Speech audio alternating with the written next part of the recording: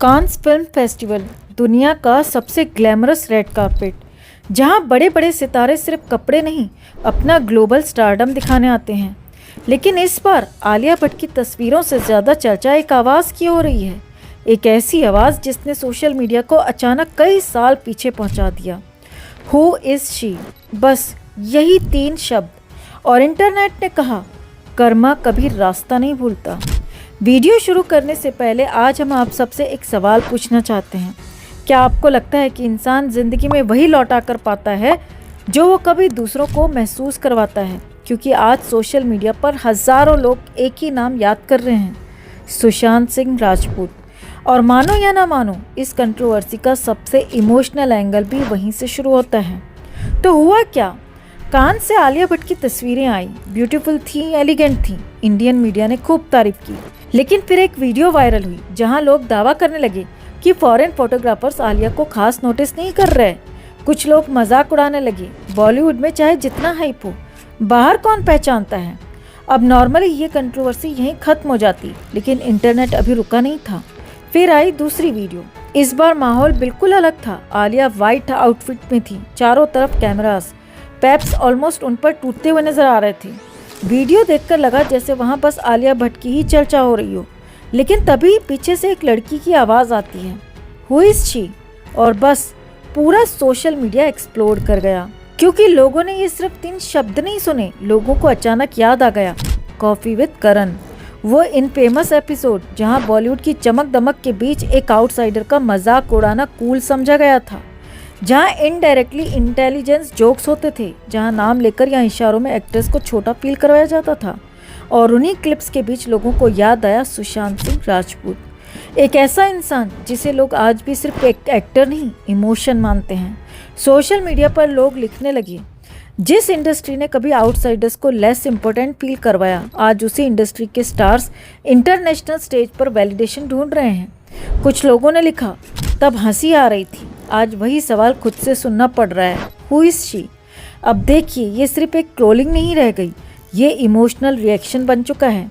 क्योंकि सुशांत सिंह राजपूत के फैंस आज भी मानते हैं कि बॉलीवुड ने उनके साथ अनफेयर बिहेवियर किया, और जब भी किसी इनसाइडर स्टार के साथ ऐसा ऑकवर्ड मोमेंट होता है, लोग उसे कर्मा से जोड़ देते हैं। सच क्या है, ये शायद कभी पूरी तरह साबित ना हो, लेकिन परसेप्शन वो आज भी जिंदा है। और शायद यही वजह है कि आलिया भट्ट की ये कंट्रोवर्सी इतनी वायरल हो गई, क्योंकि लोगों को इसमें सिर्फ एक एक्ट्रेस नहीं दिख रही, उन्हें इसमें वो पूरा बॉलीवुड कल्चर दिख रहा है, जहाँ कुछ लोगों को हमेशा ऊपर रखा गया और कुछ को लगातार स्ट्रगल करवाया गया। हालांकि फेयर बात करें तो आलिया ने इस कंट्रोवर्सी पर रिएक्शन भी दिया। एक शख्स ने लिखा, sad that nobody is noticing you there, और आलिया ने जवाब दिया, why sad dear, you noticed me. Reply witty था, लेकिन इंटरनेट इमोशनली रिएक्ट कर गया था, लॉजिकली नहीं। क्योंकि जब इमोशंस जुड़ जाते हैं तो लोग फैक्ट्स नहीं, फीलिंग से फैसला लेते हैं। और सुशांत सिंह राजपूत आज भी करोड़ों लोगों के लिए एक अधूरी फीलिंग है। शायद यही वजह है कि लोग कह रहे हैं फेम टेम्पररी है, पीआर टेम्पररी है, लेकिन लोगों के दिल से निकली आह बहुत लंबा सफ़र तय करती है। अब हम आपसे पूछना चाहते हैं, क्या आपको लगता है कि ये सिर्फ एक नॉर्मल कंट्रोवर्सी है जिसे सोशल मीडिया ने बढ़ा दिया, या फिर सच में ये वही कर्मा है जिसकी बात लोग सालों से करते आए हैं? और एक ऑनेस्ट सवाल, क्या आपको भी लगता है कि आलिया अपने कर्मों का फल भुगत रही हैं? कमेंट में आप भी ज़रूर लिखें और वीडियो को लाइक और शेयर कर अपना प्यार और सपोर्ट भी ज़रूर दिखाएं। दोस्तों, आज के समय में अगर किसी अभिनेता के कपड़ों पर कोई टिप्पणी कर दे तो सोशल मीडिया पर तूफान आ जाता है। लेकिन बॉलीवुड में एक ऐसा अभिनेता भी हुआ जिसके सिर्फ कपड़े पहनने के अंदाज ने लड़कियों को इस कदर दीवाना बना दिया था कि कहा जाता है उनके काला कोट और सफ़ेद शर्ट पहनने पर रोक लगाने की बातें होने लगी थी। सोचिए, एक इंसान जिसकी सिर्फ एक मुस्कान लोगों का चैन छीन ले, जिसकी चाल, उसकी गर्दन झुकाकर बात करने का अंदाज और उसकी आंखों की चमक लाखों दिलों पर राज करती हो।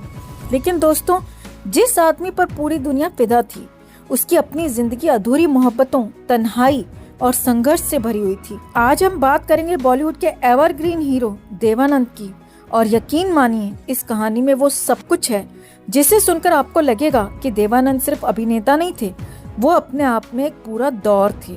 तो वीडियो को आखिर तक जरूर देखिएगा, क्योंकि आखिर में हम आपको देवानंद की जिंदगी का वो सच बताएंगे जिसे बहुत कम लोग जानते हैं। और अगर आपको ऐसी अनसुनी कहानियां पसंद आती हैं तो वीडियो को लाइक और शेयर जरूर कर दीजिए।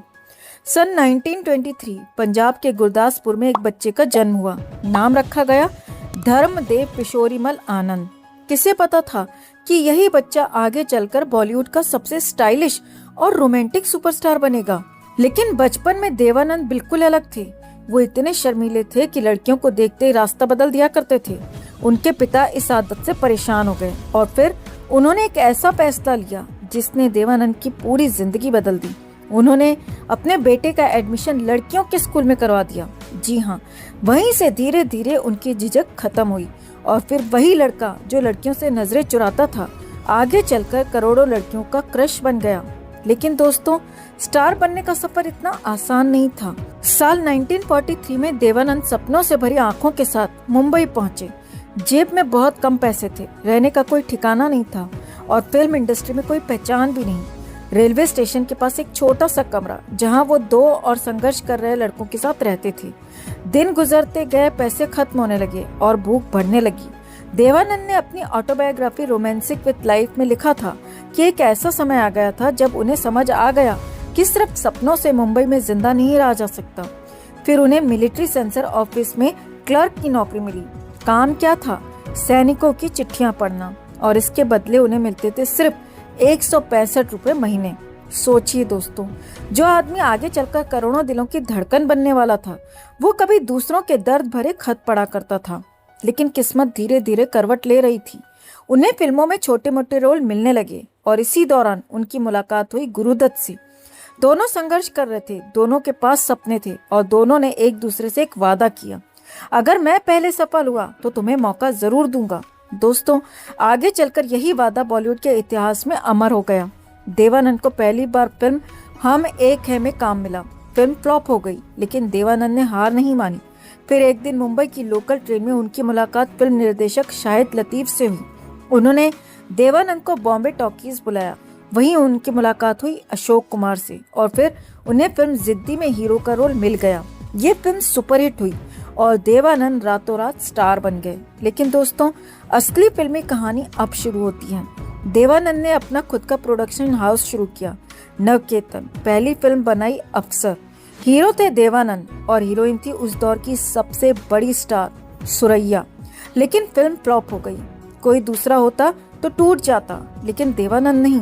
उन्होंने फिर एक नई फिल्म बनाई, बाजी, और निर्देशन की जिम्मेदारी दी अपने दोस्त गुरुदत्त को।